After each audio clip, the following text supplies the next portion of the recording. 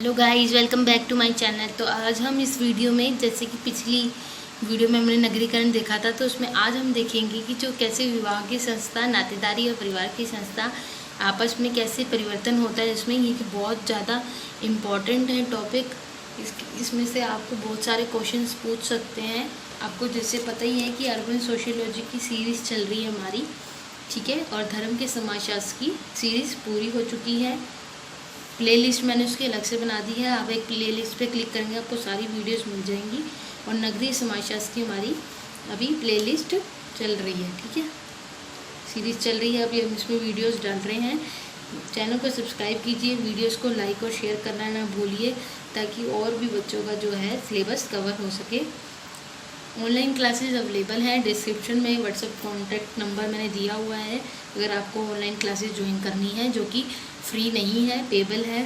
तो अब हम देखते हैं आज के टॉपिक, जो कि हमने बोला था मैंने आपको कि विवाह की संस्था देखेंगे हम, ठीक है, कि कैसे विवाह की संस्था जो है लोगों में परिवर्तन आता है, उससे निरंतरता और परिवर्तन कैसे विवाह की संस्था से जोड़ा जाता है।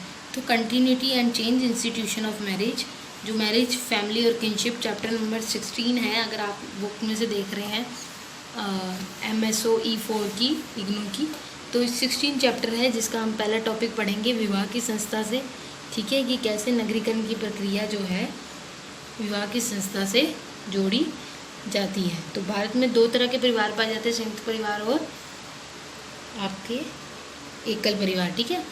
तो हमने पिछली वीडियो में देखा, आपको पता ही है। अब ज़्यादा बातें ना करते, वीडियो की तरफ चलते हैं और अपना टॉपिक हम देख लेते हैं, ठीक है, कि विवाह की संस्था कैसी है। तो परिवार की संस्था है, अभी हम विवाह की संस्था देख लेते हैं। भारत में नगरीकरण की प्रक्रिया देख ली हमने और इसके परिभाषा देख ली। अगर आपने वीडियो नहीं देखी, पीछे जाके वीडियो ज़रूर देखिए, क्योंकि परिभाषा हमें सेम लिखनी होती है थिंकर्स के हिसाब से, विचारकों के अनुसार।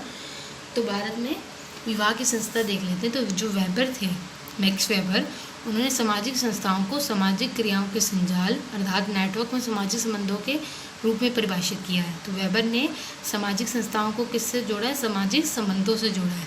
वो कहते हैं कि अगर किसी भी संस्था का अस्तित्व उसी समय तक है जब तक कि लोग एक निश्चित रूप में व्यवहार करते हैं।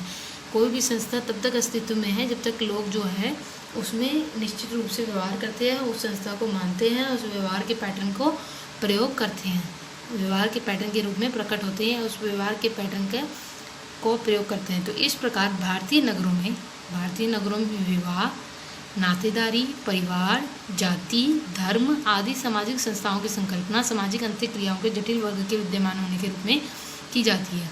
तो इसमें देखते हैं कि कैसे कैसे जो भारतीय नगर है उसमें कैसे विवाह, नातेदारी, परिवार और जाति, जो धर्म है, कैसे आपस में सामाजिक संस्थाओं की संकल्पना पर आधारित होते हैं। तो विवाह की संस्था में हमने देखा कि वेबर जी ने कहा है कि सामाजिक संस्थाएं जो होती हैं वो सामाजिक क्रियाओं और सामाजिक संबंधों पर ही आधारित होती है। ये नहीं है कि सिर्फ एक व्यक्ति ही पूरे समाज को चला सके, पूरे समाज को साथ में लेकर चलना और सामाजिक संबंधों का निष्पादन करना ही भी बहुत ज़रूरी होता है, उनको लेकर चलना भी बहुत ज़रूरी होता है। तो गांधी जी का मानना है कि भारत के परंपरागत नगर की सामाजिक सांस्कृतिक जीवन के विश्लेषण और समझ के लिए विवाह, नातेदारी, परिवार, जाति और संस्थागत सम्मिश्रण सर्वाधिक युक्त है। तो गांधी जी का मानना है कि अगर भारत में परंपरागत नगर में हमें सामाजिक सांस्कृतिक चीज़ें बढ़ानी हैं, अपनी संस्कृति अपने आने वाले वंश को देनी है, तो उसके लिए विवाह, नातेदारी, परिवार, जाति, इन सबका मिश्रण जरूरी है। क्योंकि अगर विवाह नहीं होगा, परिवार नहीं बढ़ेगा, नातेदारी नहीं बढ़ेगी, जातियाँ नहीं होगी, तो इससे क्या है, परंपरागत नगर में जो नगर की सामाजिक सांस्कृतिक चीज़ें हैं उनका बढ़ना स्वरूप जो है उनका घटता जाएगा। संस्कृति मतलब आप ये समझो कि अगर आगे से आगे विवाह नहीं होगा, वंश नहीं बढ़ेगा, तो कैसे हम अपनी संस्कृति दूसरे अपने वंशों को कैसे संस्कृति प्रदान करेंगे, ठीक है। तो गांधी जी का भी यही मानना है। तो एक संस्था के रूप में विवाह परंपरागत रूप से भारत में ग्रामीण और नगरीय दोनों क्षेत्रों में जाति की संस्था में अंतःस्थापित और निश्चित संबंध है। तो अगर देखा जाए संस्था के रूप में जो विवाह है वो परंपरागत रूप से भारत में ग्रामीण और नगरीय दोनों क्षेत्रों में जाति की संस्था में स्थापित है। भारत में ग्रामीण और नगरीय दोनों क्षेत्रों में जाति की संस्था पाई जाती है। हाँ, जातियाँ तो हर जगह ही पाई जाती है, ठीक है, दोनों क्षेत्रों में पाई जाती है, ग्रामीण में भी, नगरी में भी। तो वहाँ पे विवाह तो हर जाति में होता है, ठीक है। तो भारत के विभिन्न क्षेत्रों में प्रत्येक जाति समुदाय में विवाह के नियम अलग अलग है। जो हर जाति में, हर धर्म में विवाह के नियम अलग अलग होते हैं। तो आपको पता ही है कि पहले के टाइम पे जो हमने पूर्व देखा था विवाह, ठीक है, तो दोबारा विवाह भी नहीं किया जाता, पुनः विवाह भी मना था। पहले बाल विवाह होता था कि विवाह की संस्था में कैसे कैसे परिवर्तन आया है, कैसे कैसे चीज़ें उसमें चेंज हुई है, तो ये सब हम इसमें देखेंगे। होप सो आपको वीडियो क्लियर हो रही होगी, आपको सब कुछ समझ आ रहा होगा। अगर आपको कुछ समझ नहीं आ रहा तो कमेंट करिए, प्लीज़ नेगेटिव कमेंट्स मत कीजिए। कई लोग कहते हैं कि हमें मैम वीडियो समझ नहीं आ रही, कई लोग कहते हैं कि मैम हमें वीडियो की क्वालिटी सही नहीं दिख रही। कोशिश मैं पूरी करती हूँ कि वीडियो की क्वालिटी सही दिखे। कई लोग कहते हैं मैम आपकी आवाज़ नहीं आ रही। मुझे लगता है कि जिस बच्चे ने पढ़ना है, अगर वीडियो में आवाज़ ठीक नहीं है या क्वालिटी ठीक नहीं है तो उस बच्चे ने समझ ही लेना है उसको। बाकी आपकी है समझदारी कि आप क्या कहना चाहते हैं या आप कैसे से समझना चाहते हैं। पर अगर मैं किसी से पढ़ रही हूँ और मुझे लगता है कि वीडियो की क्वालिटी ठीक नहीं है, मैं फिर भी उसे देखूँगी क्योंकि मेरा उसमें इंटरेस्ट है, ठीक है।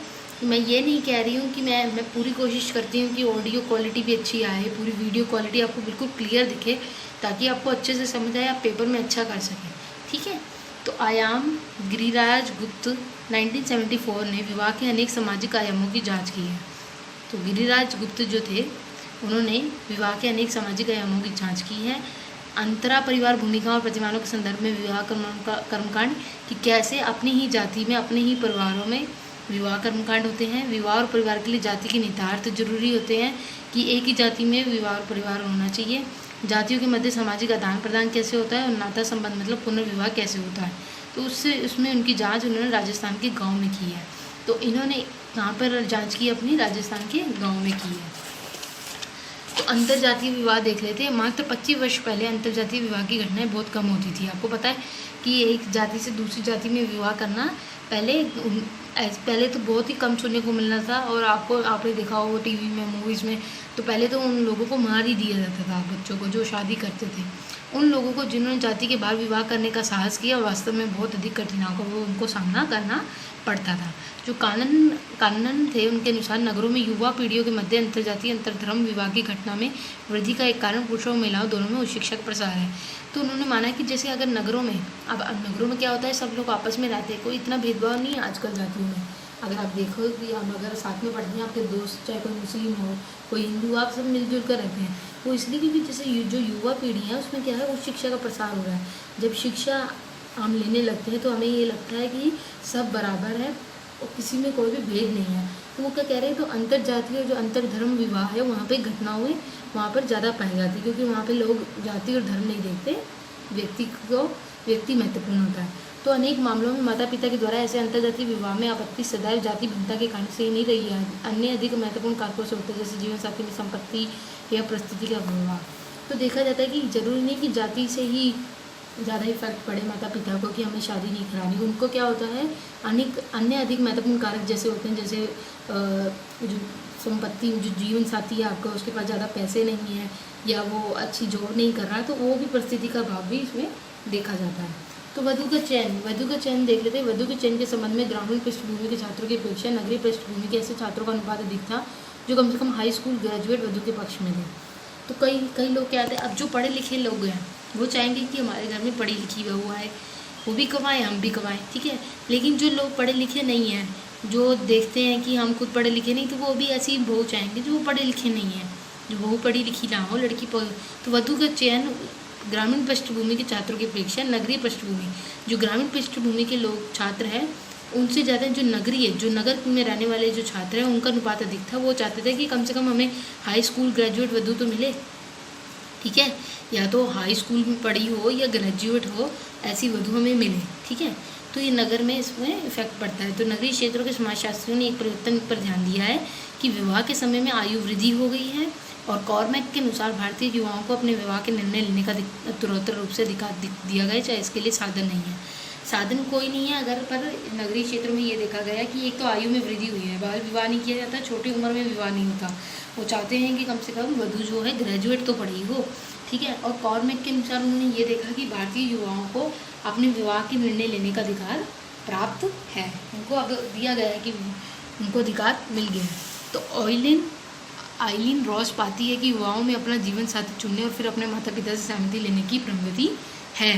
कि नगरों में क्या है, ये जो युवाएं हैं जो पढ़े लिखे हैं वो क्या करते हैं, अपने जीवन साथी चुनते हैं, फिर माता पिता की आज्ञा लेते हैं। तो श्रीनिवास और खरे की बात ही करवे का निष्कर्ष था कि विवाह व्यवस्थाओं में ये सब ना थिंकर्स के नेम है। विवाह व्यवस्थाओं में दहेज की भूमिका महत्वपूर्ण थी। उनके अनुसार समृद्ध बनियों में सामान की अपेक्षा नकदी देने की प्रवृत्ति है। गांधी के अनुसार नगरीकरण विवाह के बाजार में भारत के कॉलेज शिक्षित नगरीय युवक की कीमत में वृद्धि हो जाती है। तो क्या कह रहे हैं कि अब इसमें है कि दहेज की व्यवस्था थी। इसमें एग्जाम्पल दिया है कि कैसे बनियों में सामान की अपेक्षा, टीवी फ्रिज सामान की अपेक्षा नकदी दिया जाता है, मतलब पैसे देने की ज़्यादा प्रवृत्ति है। तो गांधी जी के अनुसार जो यहाँ पे नगरीकरण में जो नगर में लोग पढ़े हैं, तो जो नगरीय युवक है, मतलब कि जो नगर में बॉयज़ जो स्टडीज़ कर रहे हैं, तो उनकी कीमत में वृद्धि हो जाती है। कैसे कि जब वो शादी करने जाते हैं तो उनको होता है भाई बाहर से पढ़ा लिखा लड़का नगर में पढ़ रहा है, तो उनको पैसे ज़्यादा दिए जाते हैं दहेज में, ठीक है। तो जो कि ये गलत है, दहेज लेना भी गलत है। जाति के भीतर देना भी गलत है और लेना भी गलत है। तो जाति के भीतर विवाह कैसे हैं, तो अंतर्जातीय विवाह के महत्व में भी कोई परिवर्तन नहीं आया। कारण यह है कि व्यवस्थित विवाह परंपरागत रूप से किसी की अपनी जाति के अंदर ही तय होता है। तो पहले ये जाता था कि अंतर्जातीय विवाह नहीं किया जाता था, पहले अपनी जाति के अंदर ही विवाह होता था। लेकिन कंपांडिया के अनुसार साक्षात्कार किए गए 5/3 विश्वविद्यालय स्नातकों में से उन्होंने 5 में से 3 विश्वविद्यालयों को का साक्षात्कार किया, मतलब इंटरव्यू लिया, वहाँ पे जाके सर्वे किया। तो उन्होंने देखा कि 51% जो है बच्चों को विवाह अपनी जाति से बाहर करने की सहमति जताई जाती थी। जबकि जब क्या है 51% जो बच्चे हैं अब अंतर्जातीय विवाह करने के लिए रेडी है, लेकिन जबकि 1.1/3 अपनी परंपरा को छोड़ने के लिए ही तैयार नहीं थे। कुछ जो है पूरी पुरानी रूढ़िवादी परंपराओं पर आधारित थे। तो वास्तव में जाति संबंधी विचार विवाह में अभी भी विद्यमान है। तो जाति जो है वो विवाह में अभी भी विद्यमान है।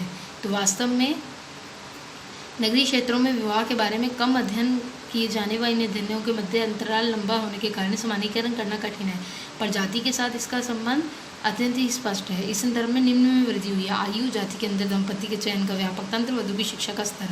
तो कैसे कैसे बढ़ गया है, विवाह में आयु बढ़ गई है, जाति के अंदर जरूरी नहीं कि जाति के अंदर ही दंपति का चयन करे, अंतर्जातीय विवाह में भी अब प्रगति हुई है और वधू की शिक्षा का स्तर भी बढ़ा है, ठीक है।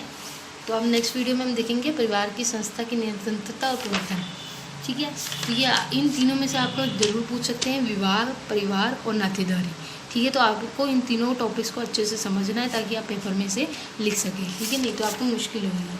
तो नेक्स्ट वीडियो में मिलते हैं। चैनल को सब्सक्राइब कीजिए, वीडियोज़ को लाइक और शेयर कीजिए और अपने दोस्तों तक पहुँचाइए ताकि उनका सिलेबस कवर हो सके। मिलते हैं नेक्स्ट वीडियो में, परिवार की संस्था देखेंगे।